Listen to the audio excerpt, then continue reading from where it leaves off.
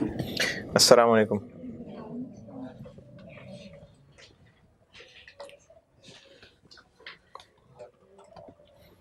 बड़े दिन बाद आया यार ये पापड़ वाला।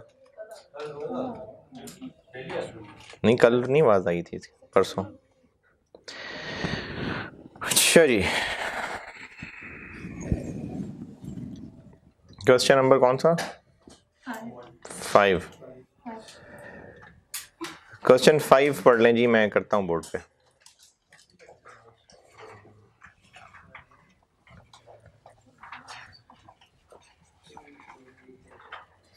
क्वेश्चन 5 पढ़ लें, मैं बोर्ड पे करता हूँ। ये इसी के ऊपर बना हुआ है, रिसीवेबल और कॉन्ट्रैक्ट एसेट और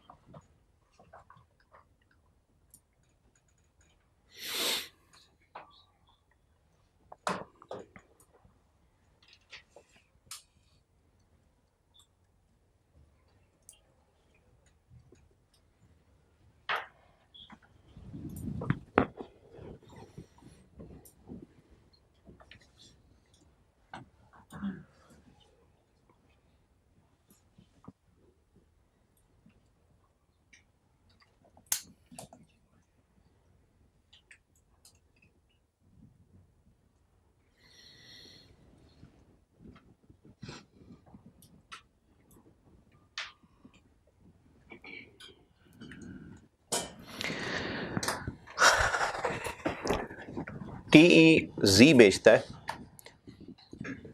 और पार्ट ए अल्फा कंपनी को बेचा है, अल्फा कस्टमर को 250 पर यूनिट का, और साथ ये कहा है कि अगर साल में 50,000 6 महीने में 5,000 से ज़्यादा यूनिट्स खरीदे तो हम प्राइस कम करके 215 कर देंगे। पार्ट ए दूसरा bullet point, it is unconditional right to receive. इसका मतलब है पैसे लेने का हक, ऑफिशियली पैसे लेने का हक। इन अदर वर्ड्स ये भी कह सकते हैं कि अब इनवॉइस रेज कर दी तो पैसे लेने का हक बन गया। पैसे लेने का हक बनेगा जब पहली दफा अल्फा ऑर्डर देगा तो ऑर्डर डिलीवर होने के 7 दिन बाद, डिलीवर होने के 7 दिन बाद, और बाद में जब भी कभी ऑर्डर देगा तो ऑर्डर प्लेस करते ही पहले ऑर्डर के लिए क्वालिटी कंट्रोल कंप्लीट होने पे, और क्वालिटी कंट्रोल कंप्लीट होगा गुड्स डिलीवर होने के 1 हफ्ते बाद, और आइंदा कभी जब भी वो ऑर्डर करेगा तो ऑर्डर करते ही हक बन जाएगा। और सवाल है तो 15 नंबर का, और साथ उसने ये भी सख्ती कर दी कि वो एंट्रीज जिन पे आपने डेट नहीं डाली उनके नंबर नहीं मिलेंगे। है हाँ, नहीं कह रहा नहीं मिलेंगे तो नहीं मिलेंगे। तो अगली दफ़ा से एक दफ़ा बंदा पेपर ध्यान से दे लेगा, कोई बात नहीं, अगली टाइम में सही। 1 अगस्त 2018 पे कॉन्ट्रैक्ट साइन हुआ और उसके बाद फिर ये 2 ट्रांजेक्शन हुई हैं। एक 10 अगस्त को हमने चीज़ें और 25 दिसंबर को चीज़ें ऑर्डर रिसीव किए। ऑर्डर डेट मतलब कस्टमर ने ऑर्डर दिए, यूनिट्स हमने पहुंचा दिए, डिलीवर कर दिए डिलीवरी डेट, और फिर पैसे मिल गए पेमेंट डेट। पहली वाली सेल की बात करते हैं। पहली वाली सेल की ना टाइमलाइन देखते हैं। जो पहले वाले कितने यूनिट्स हैं? 3000। इनका ऑर्डर कब आया है? 10 को। ये रफ वर्किंग कर रहा हूं समझाने के लिए। डिलीवर कब हुआ है? 28 अगस्त को। और पैसे कब मिले हैं? 12 नवंबर को। 12 सितंबर को। पैसे लेने का हक कब मिल रहा है हमारा? डिलीवर करने के 7 दिन बाद, यानी 5 सितंबर को। ये हमारा राइट बन गया। और सेल्स कब बननी है?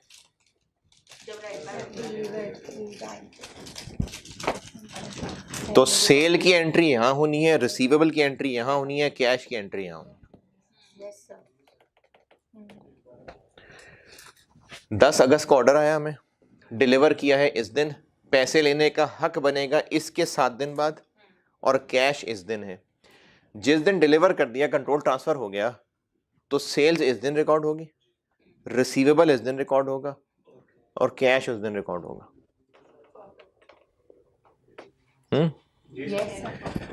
ओके। क्वेश्चन नंबर 5 का पार्ट ए कर रहा हूं। तो इनमें से सबसे पहले क्या हो रहा है? ये डिलीवरी 28, तो 28/8 को हम रेवेन्यू बना लेंगे। और चूंकि अभी रिसीवेबल का नाम डेबिट नहीं कर सकते, तो कॉन्ट्रैक्ट एसेट का नाम आ जाएगा।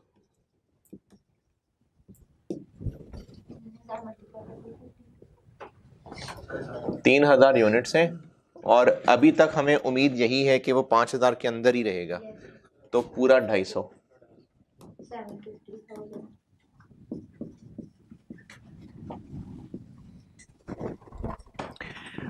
अगली डेट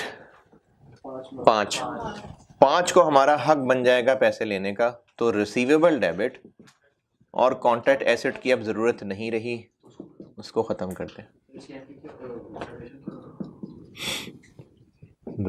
रिसीवेबल रिकॉग्नाइज्ड बस।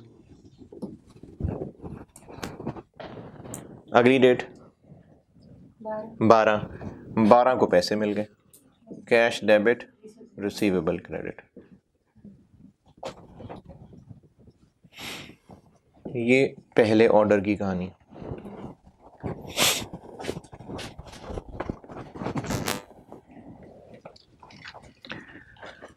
और ये टाइमलाइन सॉल्यूशन में भी बनाई जा सकती है, कोई हर्ज नहीं है। आप इसको चाहे रफ में बनाने, चाहे जैसे मर्जी लिख लें। इस पे एक दफा ना डेट सामने हो तो फिर एंट्री करने में हेल्प होगी।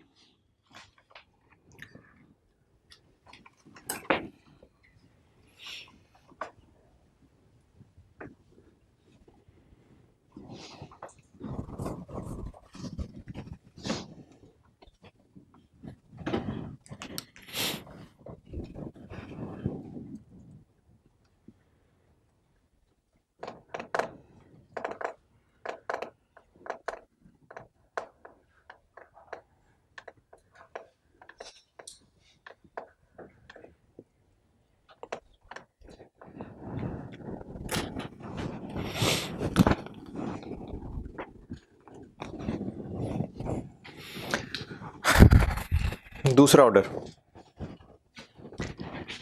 25 क्या 25/12 को ऑर्डर आया है,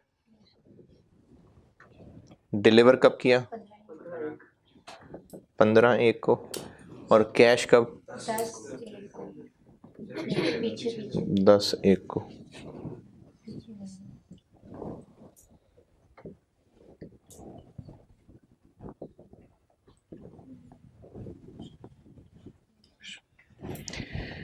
सेल्स कब? रिसीवेबल ऑर्डर पे।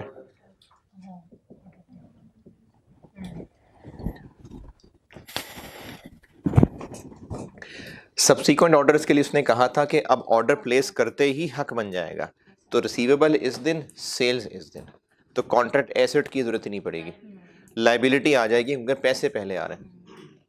पैसे क्या, रिसीवेबल पहले बन रहा है तो लाइबिलिटी आ जाएगी, क्योंकि सेल्स बाद में है, रिसीवेबल पहले है तो फिर लाइबिलिटी बन जाएगी। तो 25/12 को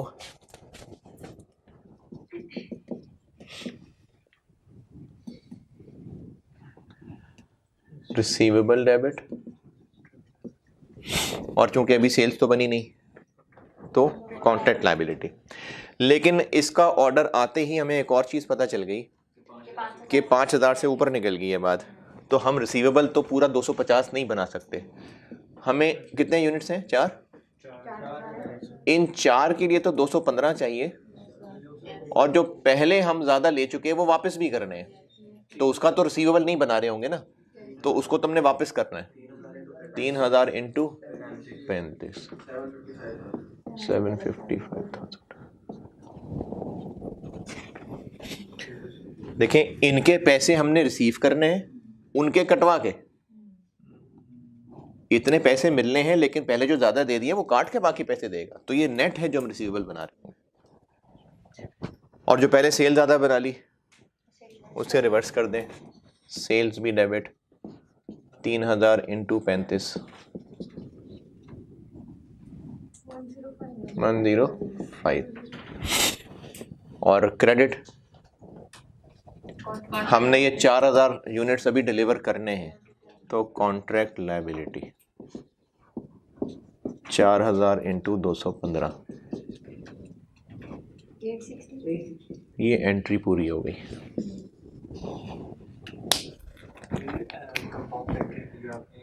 अलग भी कर सकते हैं।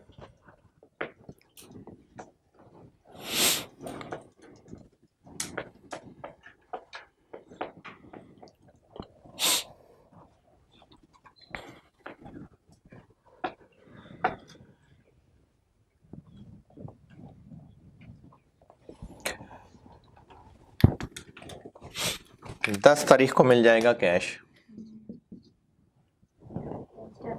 कैश डेबिट, रिसीवेबल क्रेडिट, कितना? 755।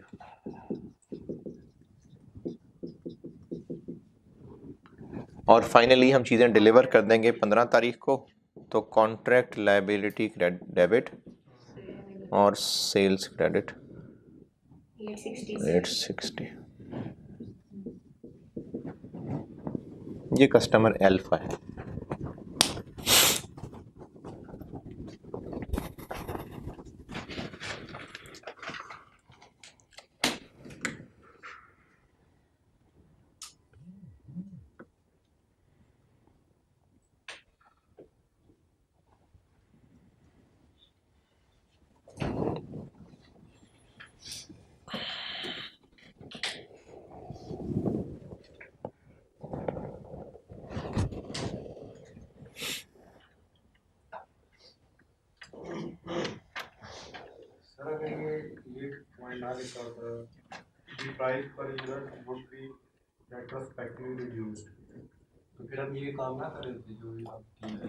यानी ये प्राइस कम होने वाली बात ही ना लिखी होती, लेकिन ये ना लिखा होता रेट्रोस्पेक्टिवली यानी रेट्रोस्पेक्टिवली का मतलब है पीछे के साथ। अगर ये वर्ड ना लिखा तो फिर हम जो करंट होती है उसी को कर देते। तो फिर जो है ना ये नहीं, ये पहले से तय होता कि बाद में कुछ उसको कहा होता चल यार डिस्काउंट दे देता हूँ? पहले से तय होता कि इसको हम इससे ज़्यादा ऊपर हुए तो ये रेट है, उससे हुए वहाँ तक हुए तो ये रेट है।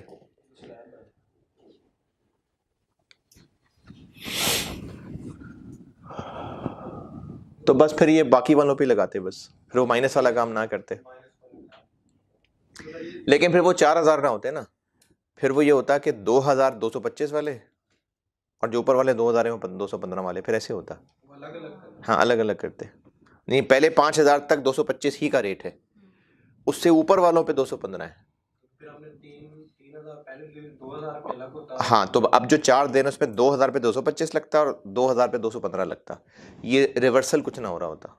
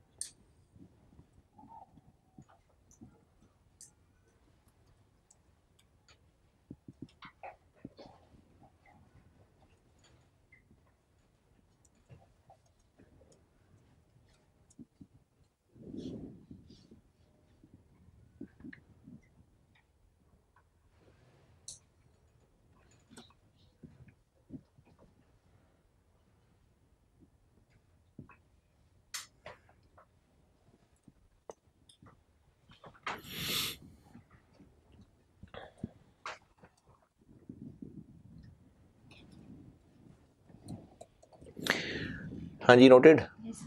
कस्टमर बी, कस्टमर बी के साथ ये भी इस तरह डिस्काउंट वाली बात ये, लेकिन इसमें राइट हमारा पैसे लेने का बन जाएगा जैसे ही चीज़ें डिलीवर होंगी, और इसमें हमें शुरू में अंदाज़ा है कि वो 15,000 से ऊपर ही जाएगा, यानी हम पहले ही दिन से सेल्स 215 पे रिकॉर्ड करेंगे।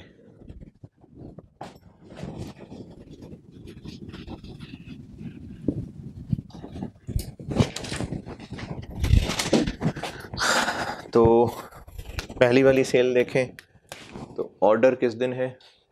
14। डिलीवर कब है? 2। और कैश कब है? 20/3।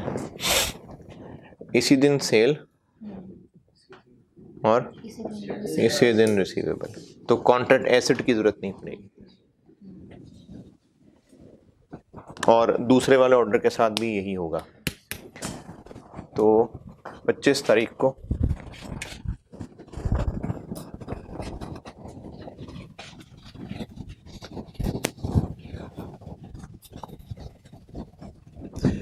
अच्छा, वो मैंने ना आईकेप का सॉल्यूशन ही पीछे स्क्रीनशॉट लेकर लगाया हुआ है, तो उसमें उन्होंने गलती से 28 तारीख लिख दी थी सॉल्यूशन में, 25 आनी है वो।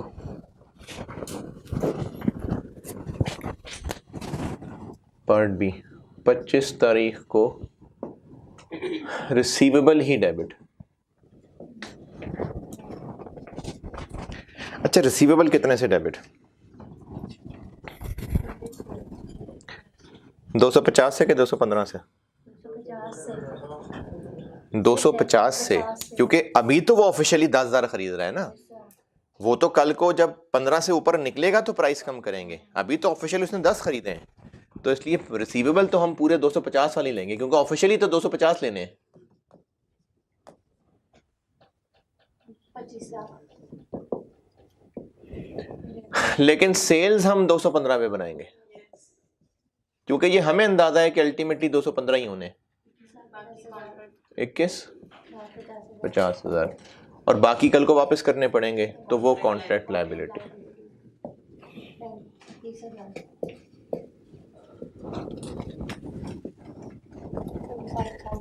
रिसीवेबल तो वो बनेगा जो ऑफिशियली बनना है।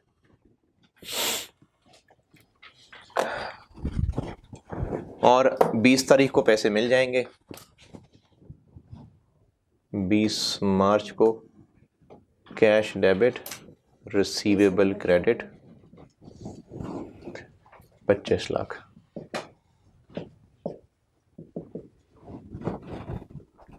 ये पहली ट्रांजेक्शन है।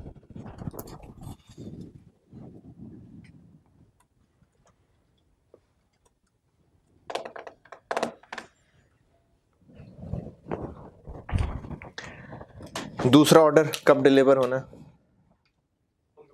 15/7 को। कैश कब मिलना है? 18/7 को। तो 15/7 को वो पहले वाली एंट्री हो जाएगी।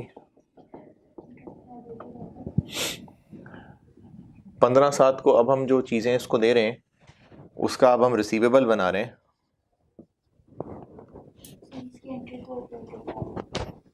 क्या मतलब? कंपाउंड में ना पड़ेगा, मैंने तो और किया तो मुझे समझ नहीं आता पीछे से। अच्छा, पहले कंपाउंड से बताता हूँ ना। रिसीवेबल हम बना रहे हैं, अब उसको कितने यूनिट्स बेच रहे हैं? 8। उसके तो लेने हैं 215, लेकिन पिछले कटवा के।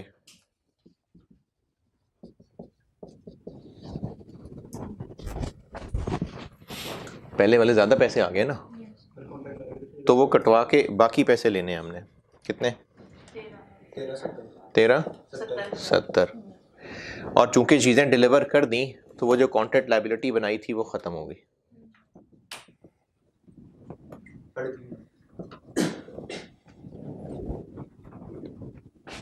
और सेल्स हो जाएगी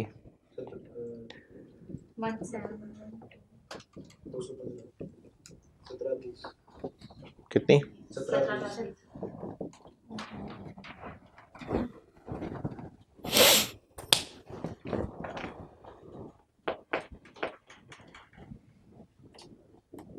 हाँ जी, इसमें क्या एतराज़ है कंपाउंड में? तो मैंने ना कॉन्ट्रैक्ट लायबिलिटी को डेबिट करके रेवेन्यू को क्रेडिट कर दिया था 3 लाख। फिर बाद में रिसीवेबल डेबिट करके सेल्स कर दी। कितने से? 1720। यानी आपने सेल्स इस तरह ब्रैकेट में कैलकुलेट नहीं की, ठीक। और जब ये पैसे मिल जाएंगे 18 को, कैश डेबिट और रिसीवेबल 13/70।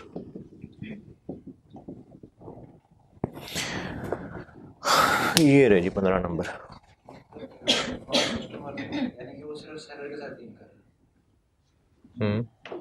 जो बायर है वो कंपनी की है, वो भी स्टैंडर्ड लगा रही है। IFRS 15 वो क्यों लगा रही हो? ओवरऑल स्टैंडर्ड लगा रही है। हाँ, तो सर वो भी तो कोई काउंटिंग कर रही है, तो वो अपना पे को 13/70 बनाएगी। नहीं तो हमने दोनों को टैली तो नहीं करना होता। अच्छा, उसका पे को भी 13/70 बनाएगा, तो हमें कैश भी तो क्या हुआ? तो क्या हुआ? हम कैश कैसे 13/70 डाल देते हैं? लीजेस पढ़ा है हमने, उसमें लेसर कोई रिसीवेबल बनाता नहीं है, लेस ही लीज लायबिलिटी बनाया जाता है ऑपरेटिंग लीज में। तो फिर उनको आपस में थोड़ी टैली करना होता है। दोनों ने एक दूसरे का पेबल रिसीवेबल देख के तो नहीं एक दूसरे से मैच करना कि मैंने कितने पैसे देने। ऑपरेटिंग लीज में लेसर लीज रिसीवेबल तो नहीं बनाता, लेकिन लेस ही लीज लायबिलिटी बना रहा होता है। तो इसलिए दोनों अपने अपनी अकाउंटिंग कर रहे होंगे। हाँ जी, क्वेश्चन 5 डन। Question 5 done.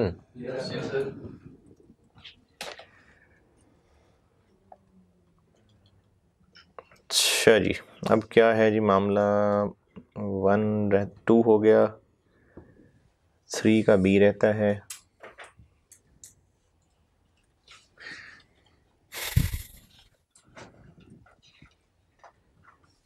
चलें क्वेश्चन 1 पे आते हैं। क्वेश्चन 1,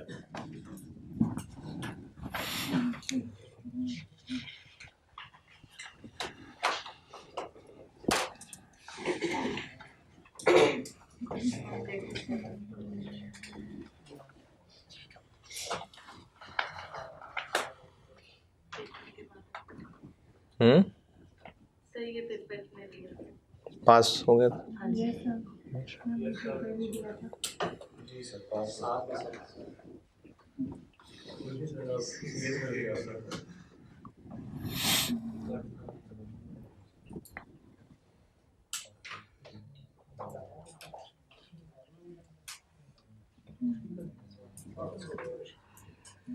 सवाल पढ़ ले यार, सवाल पढ़ ले।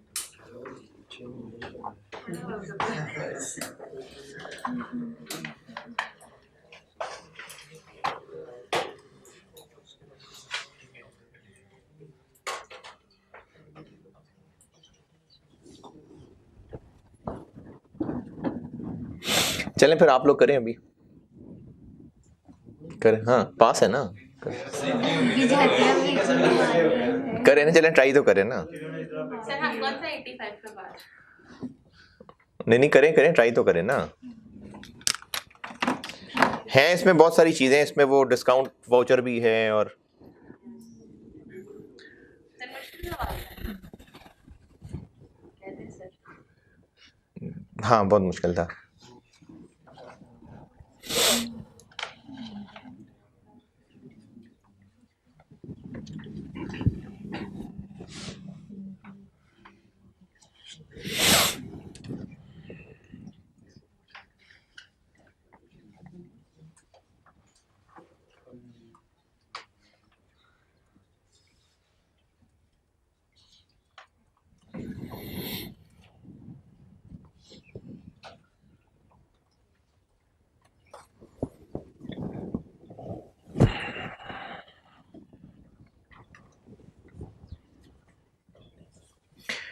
रिक्वायरमेंट से जस्ट ऊपर डिस्काउंट रेट दिया हुआ है।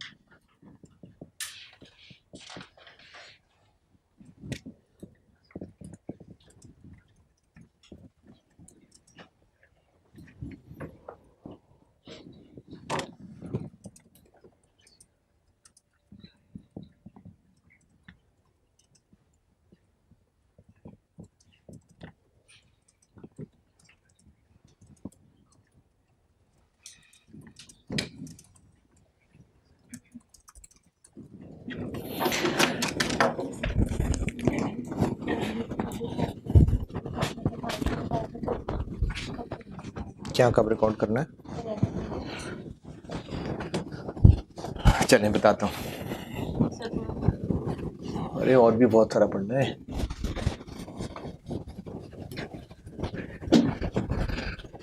चले मैं समझाता हूँ।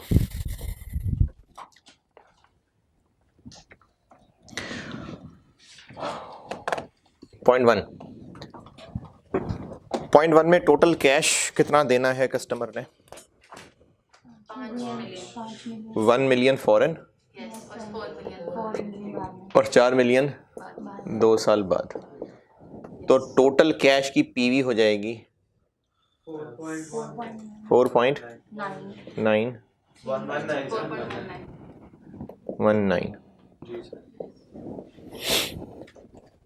तो इतनी ट्रांजैक्शन प्राइस बनती। अकाउंटेंट ने ये किया कि जितना इस वक्त एसेट बेच के जो उसकी कॉस्ट थी बस उसी को सेल माना, और उसने कहा बाकी पैसे जब बाद में मिलेंगे तो देखेंगे। अभी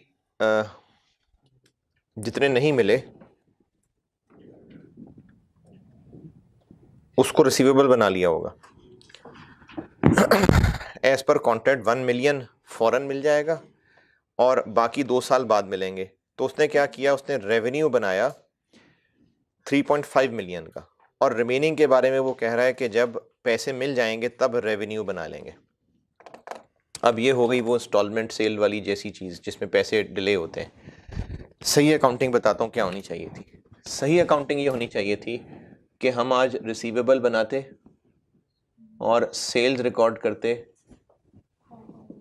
बल्कि थाउजेंड में है तो 1000 वाली फिगर ही बता दें। 4189 है शायद, 418 ये करते और कॉस्ट ऑफ सेल्स डेबिट और इन्वेंट्री क्रेडिट करते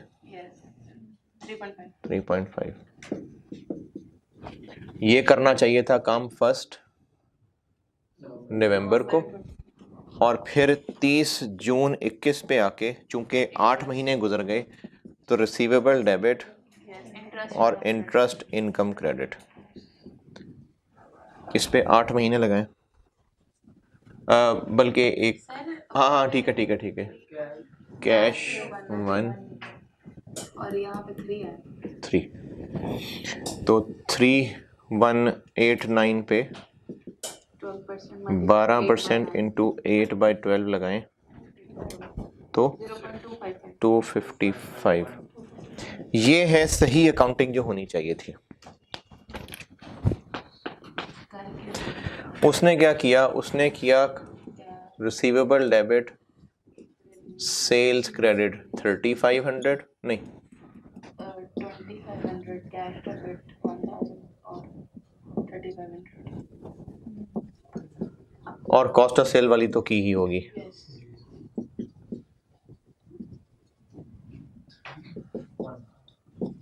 ये उसने किया हुआ है और ये सब होना चाहिए था। इसमें जितना कम रिकॉर्ड किया है 689 revenue debit sales credit, receivable debit sales credit, और ये एंट्री नहीं की, ये अब कर लें। ये पॉइंट नंबर 1 है।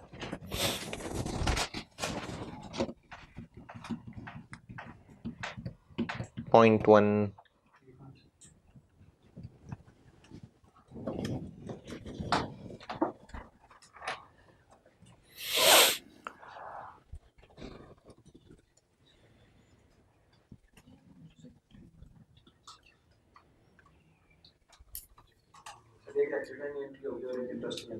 जी, एक पहली रेक्टिफाइंग हो जाएगी और जो आखिरी नहीं की वो अब हो जाएगी।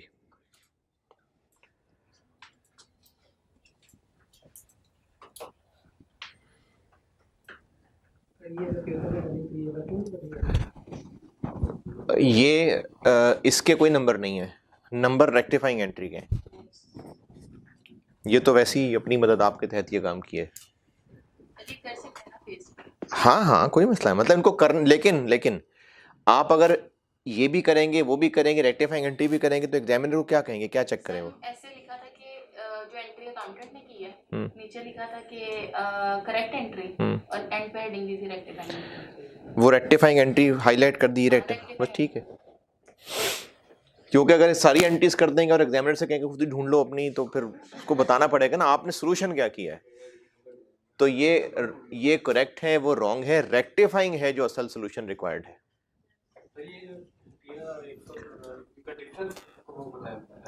क्या देखें, ये होना चाहिए था, वो हुआ है। अब असल सोल्यूशन क्या है कि अब क्या करें। सवाल की रिक्वायरमेंट उसने आपसे कहा हुआ है कि करेक्टिंग एंट्रीज कर दें, तो ये होना चाहिए था, वो हुआ है। अब जो नहीं हुआ वो कर लेते हैं। रिसीवेबल कम रिकॉर्ड हुआ है और कर लें 689, सेल्स कम रिकॉर्ड हुई है और रिकॉर्ड कर लें 689। ये 689 ऐसे बना कि 4189 माइनस 3500, और ये एंट्री नहीं हुई, अब कर लें receivable debit interest income credit. ये है सॉल्यूशन, करेक्टिंग एंट्रीज। ये सॉल्यूशन है।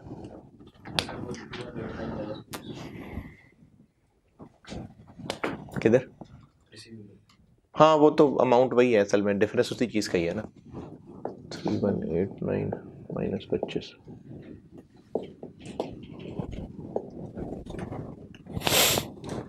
पॉइंट 1 की अंग्रेजी पढ़ने में कोई इख्तलाफ, परेशानी, मुश्किल?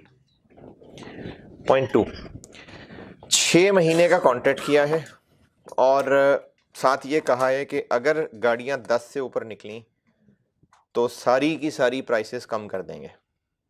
पहले बेची हैं 3.5 मिलियन की और अगर 10 से ऊपर निकली तो सारी की सारी 3.4 की हो जाएंगी। 10 गाड़ियां तो वो बेच चुका था और उसको पहले ही उम्मीद थी कि वो इस 10 से ऊपर निकलेंगे। अच्छा, अगर पहले ही उम्मीद थी तो पहले ही सही अकाउंटिंग की होगी, क्योंकि जो एरर है ना वो बता रहे हैं कि क्या एरर है। जैसे पॉइंट नंबर 1 में उसने बताया कि अकाउंटेंट ने क्या किया, तो अभी उसने बताया है एरर कि 11वीं गाड़ी की एंट्री कोई नहीं की बस। तो पहली 10 गाड़ियों का क्या किया होगा, वो सही कर ली होंगी, क्योंकि अगर गलत की होती तो फिर वो उनका एरर बताता कि क्या किया होगा। तो जब पहली 10 गाड़ियों की एंट्री की होगी तो इस चीज़ को चूंकि पहले ही उम्मीद थी कि थ्रेशोल्ड ऊपर निकल जाएगा तो इस चीज़ को पहले ही कंसिडर कर लिया होगा, कॉन्ट्रैक्ट लायबिलिटी बनाई होगी। सवाल में रिक्वायर्ड नहीं है, वैसे आपको ट्रेल बताने के लिए बता रहा हूँ कि पहली 10 गाड़ियों की जब एंट्रीज की होंगी, पैसे के नहीं बताया तो पैसे ही मिले होंगे, तो कैश डेबिट किया होगा, सेल्स पहले ही 34 लाख पे कर ली होगी, कैश जबकि ऑफिशियली 35 लिया होगा, और साथ एक कॉन्ट्रैक्ट लायबिलिटी बनाई होगी। ये पहले किया होगा। अब क्या हुआ कि अब 11वीं गाड़ी सेल हुई है और उसकी एंट्री कोई नहीं की, तो अब कर लें। तो अब जब हम वो 11वीं गाड़ी बेच रहे हैं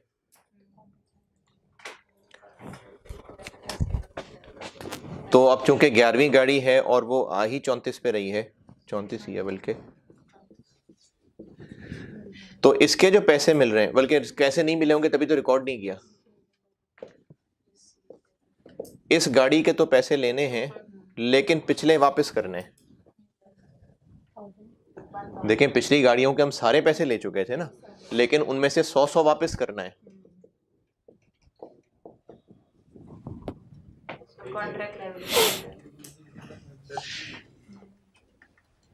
देखें, यस सर। और जो सेल्स बना ली थी, बल्कि सेल्स नहीं बनाई थी ना, और जो हमने पहले ही लायबिलिटी बना के रखी हुई थी वो अब हम रिवर्स कर देंगे। अभी पहले पिछले सवाल में भी यही एंट्रीज कर रहा था। ये मैंने वैसे ही आपको पास्ट दिखाया कि ये हुआ था। सॉल्यूशन ये है,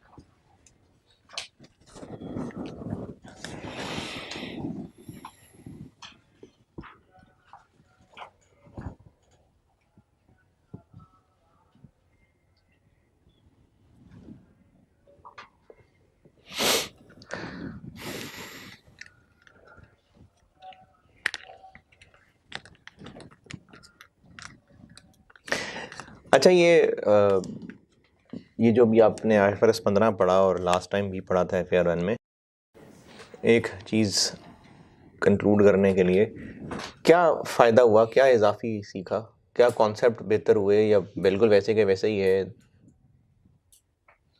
नहीं और डाउन हो गया?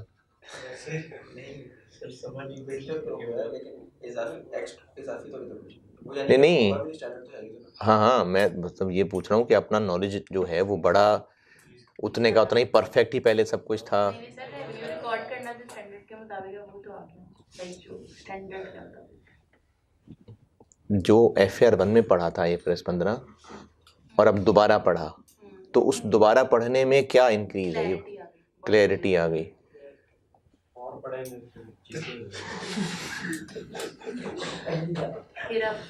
तो इसका कंक्लूजन बस सिर्फ ये, और जो ऑनलाइन भी सुन रहे होंगे, एट टाइम्स बच्चे को पेपर रह गया होता है ना, तो पूछते हैं जी कि पहले तैयारी पूरी है तो हम क्लासें लें ना लें। तो आपसे पूछने का और आपको रियलाइज़ कराने का मकसद ये था कि न्यूमेरिकल सब्जेक्ट बेशक आपको पहले आता भी हो, लेकिन दोबारा पढ़ने से बेहतरी होती है। तो इसलिए अगर पैसों का मसला ना हो तो ज़रूर पढ़ा करें। ये उन लोगों के लिए बात हो रही है जिनका कोई पेपर रह जाए या आइंदा कभी हो या पहले कभी हुआ था। तो ये उसका एक जवाब दिया था कि न्यूमेरिकल सब्जेक्ट ख़ास तौर पे दोबारा आपको बेशक पहले नहीं लग रहा होगा ज़रूरत है, लेकिन जब दोबारा पढ़ते हैं तो बहुत सारी चीज़ें जो पहले स्किप हुई होती हैं वो दोबारा सुनने में आती हैं तो बेहतरी हो जाती है। जी सितंबर में रखने के एक अटेम्प्ट छोड़ के रखने का रख सकते हैं तो नहीं, मतलब सितंबर में फेल होना है। नहीं ना, तो सितंबर में उसमें कोई और पेपर दे दिया उसमें, हाँ? और अगली मार्च में फिर दोबारा उसको पढ़े होंगे। तो उसमें मेरा माइंडसेट हो गया है कि पहले पढ़ा होगा ना फ्रेश तो होगा, ये भी आता ये भी आता ये भी आता, सारा कुछ लगाई टपाई देंगे। नहीं तो पहले कैफ में पढ़ा किसने होगा? इसकी अटेम्प्ट लगी होगी इस सब्जेक्ट नहीं, मार्च में अटेम्प्ट दी फिर सितंबर में नहीं दी। सितंबर में ना देना अगर, और फिर अगली मार्च में दे दे के थोड़े, तो फिर तब पढ़े। हाँ फिर तब ले क्लासें। बेहतर कौन सा है कि सितंबर में पढ़ने के मार्च में पढ़े? क्लासें अगली बार ले जब पेपर देना है। नंबर 3, गाड़ी बेची थी 3 मिलियन की और उसने 3 मिलियन सारा का सारा ही रेवेन्यू मान लिया। पॉइंट 3 समझा रहा हूं। 3 मिलियन सारा का सारा रेवेन्यू मान लिया, लेकिन इस 3 मिलियन के साथ एक डिस्काउंट वाउचर भी दिया था। अब ये वो डिस्काउंट वाउचर वाली बात आ गई कि आइंदा कुछ चीज़ें खरीदोगे तो उसमें डिस्काउंट मिलेगा। अब इसमें हमने इसके 2 हिस्से करने होते हैं। एक अभी वाला एसेट जो बेच रहे हैं वो परफॉर्मेंस ऑब्लिगेशन है, और एक डिस्काउंट का वादा परफॉर्मेंस ऑब्लिगेशन है। तो जब 2 परफॉर्मेंस ऑब्लिगेशन है तो पैसे ले तो 3 मिलियन ही रहे हैं, तो इसके करने पड़ेंगे 2 टुकड़े। जो कार इटसेल्फ है वो तो होती ही 3 मिलियन की है, लेकिन जो डिस्काउंट का वादा है इसका तरीका था कि जो अंदाज़न अमाउंट है 2 लाख और साथ उस पर प्रोबेबिलिटी लगानी है। डिस्काउंट का अंदाज़ा और साथ प्रोबेबिलिटी के कितने % चांस है कि डिस्काउंट देना पड़ेगा। ये है स्टैंड लोन प्राइसेस। और जो ट्रांजैक्शन प्राइस है यानी 3 मिलियन, उसको इस रेशो में बांटेंगे 2850 और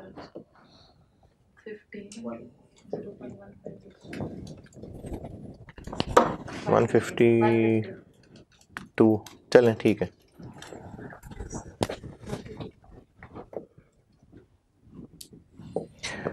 तो अभी इस वक्त क्या हुआ है, अभी एक गाड़ी बेची है बस। तो हमें फिर ये करना चाहिए कि कैश डेबिट 3000, गाड़ी सिर्फ अभी हमें इतने पे रिकॉर्ड करनी चाहिए थी, और बाकी कॉन्ट्रैक्ट लायबिलिटी ये होना चाहिए था करेक्ट। जबकि उसने रॉन्ग ये किया कि उसने सारा का सारा 3000 सेल्स मान लिया। तो रेक्टिफाइंग कर देंगे कि सेल्स में से 152 डेबिट करके कॉन्ट्रैक्ट लायबिलिटी बना लें।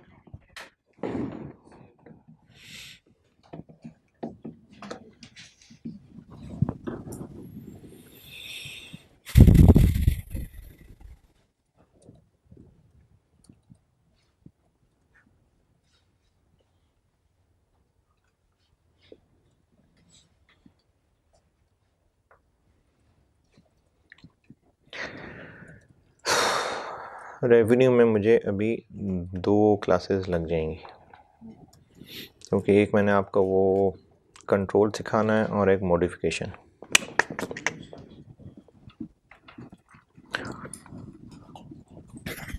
Point number 4। जी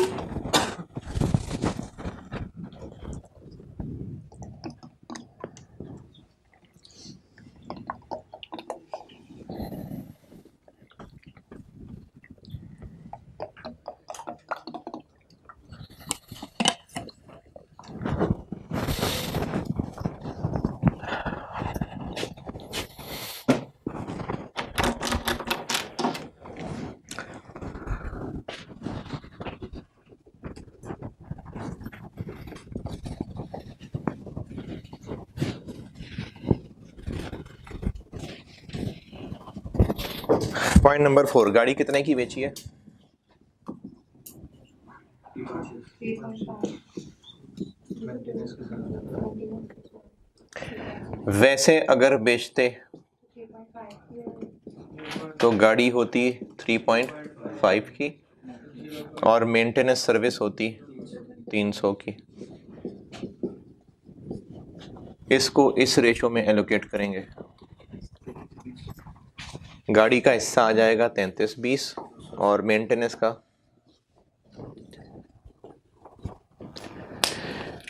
करेक्ट ये होना चाहिए था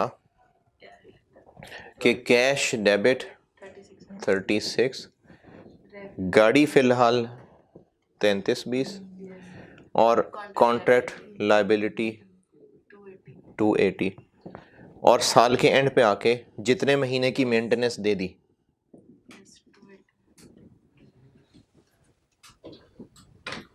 कितने महीने की सर्विस दे दी तो 280 में से 4/12 93 ये होना चाहिए था।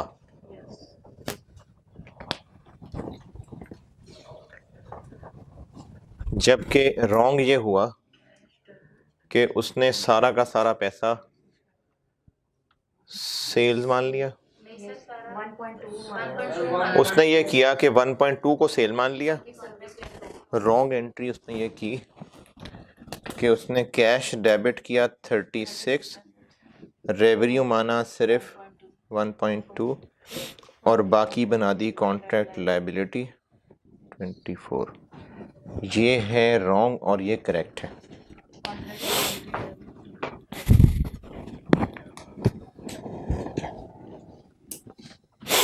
तो सेल्स और सर्विस रेवेन्यू बेशक इकट्ठा कर लें, ये प्लस ये कितना बना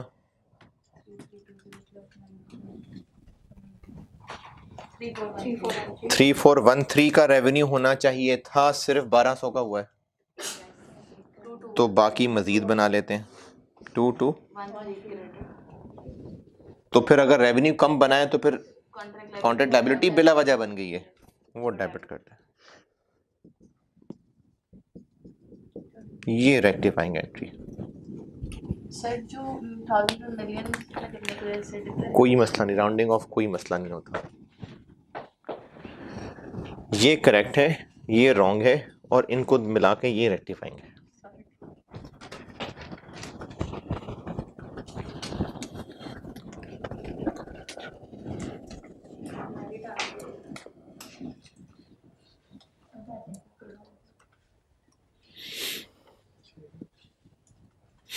गोल्ड मेडल एफ में गोल्ड मेडल होता है। गोल्ड मेडल कैसे FAR2 में और अब ऑडिट में भी शुरू हो गया हुआ है शायद। लॉ में नहीं होता, मेरा ख्याल है ऑडिट में होता है, मेरा ख्याल है FAR2 और ऑडिट में होता है गोल्ड मेडल अगर पाकिस्तान में मैरिट होता तो क्योंकि चार्टर्ड अकाउंटेंट अकाउंटिंग सब्जेक्ट में मेजर सब्जेक्ट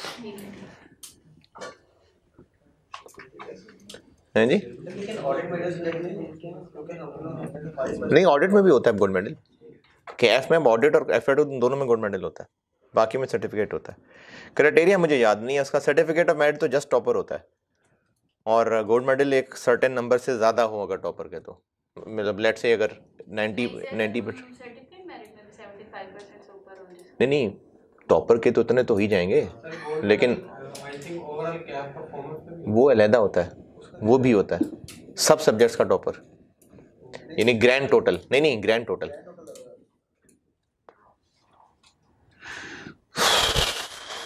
अच्छा जी, ये तो सवाल ही हो सके आज सिर्फ।